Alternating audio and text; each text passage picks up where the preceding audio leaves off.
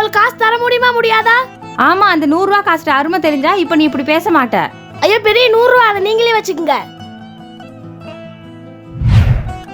பார்வை காசு தானே கேட்டேன், எப்படி திட்டுறாங்கன்னு.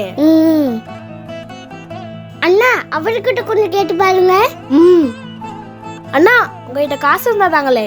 காசா? உன்னை யாருன்னு எனக்கு தெரியாது, உனக்கு எதுக்கு நான் காசு தரணும்? ஏன் தெரியாது தர மாட்டீங்களோ? ஏய், உனக்கு காசு வேணும்னா நீ தான் தேடிக்கணும், இங்க யாரும் சும்மா தரமாட்டாங்க. அது எப்படி தேடிக்கிறது? சரி, இந்த பேக்க கொண்டா தான் நான் உனக்கு 100 ரூபா தரேன். அண்ணா இதுக்கு மேல என்னால முடியாதண்ணா. என்னடா கொஞ்சம் தூரத்தா தூக்கிட்டு வந்திருக்க, இதுக்கு 50 ரூபா தான் தர முடியும். இந்தா. என்னண்ணா யோசிக்கிறீங்க? இப்ப போயிட்டு உங்களுக்கு பிடிச்சது வாங்க. இல்லடா, இவ்வளவு கஷ்டப்பட்டு கிடைச்சது செலவழிக்கணுமான்னு தோணுது. அப்ப இதத்தானே நான் அம்மாவும் சொன்னாங்க.